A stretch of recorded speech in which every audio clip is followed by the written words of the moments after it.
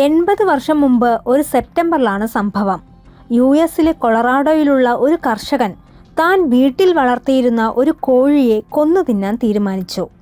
കോടാലി കൊണ്ട് കോഴിയുടെ തലവെട്ടി. എന്നാൽ ആ കോഴി ചത്തില്ല. പിന്നീട് തലയില്ലാതെ ആ അത്ഭുത കോഴി ജീവിച്ചത് 1.5 വർഷമാണ്.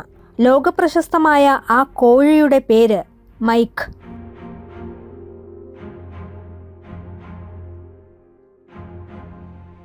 ലോയ്ഡ് ഓൾസൺ എന്ന കർഷകന്റെ ഫാമിലാണ് മൈക്ക് ജീവിച്ചിരുന്നത്. തല മുറിഞ്ഞെങ്കിലും കോഴി ഓടി നടക്കാൻ തുടങ്ങി. അടുത്ത ദിവസം ചാകുമെന്ന് കരുതിയെങ്കിലും നടന്നില്ല.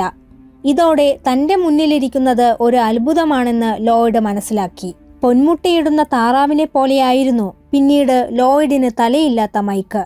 ഈ കോഴിയെ US-ലെ എല്ലാ നഗരങ്ങളിലും കൊണ്ടു നടന്ന് പ്രദർശനം നടത്തി.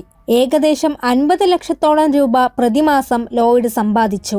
പ്രശസ്തമായ ടൈം മാസികയുടെ കവർ ചിത്രമായും മൈക്ക് ഇടം പിടിച്ചു. വെട്ടേറ്റ് തലമുറിഞ്ഞെങ്കിലും തലച്ചോറിന്റെ ഒരു ഭാഗം കഴുത്തിനു താഴെ സ്ഥിതി ചെയ്യുന്നതിനാലാണ് 1.5 വർഷത്തോളം മൈക്കിന് തലയില്ലാതെ ജീവിക്കാനായത്. കഴുത്തിലെ അന്നനാളിയുടെ തുറന്ന ഭാഗം വഴിയാണ് ഈ കോഴിക്ക് ഭക്ഷണം നൽകിയിരുന്നത്. ഒരു നാൾ ഭക്ഷണം ഈ നാളിൽ കുടുങ്ങിയതോടെയാണ് മൈക്കിന് ജീവൻ നഷ്ടമായത്.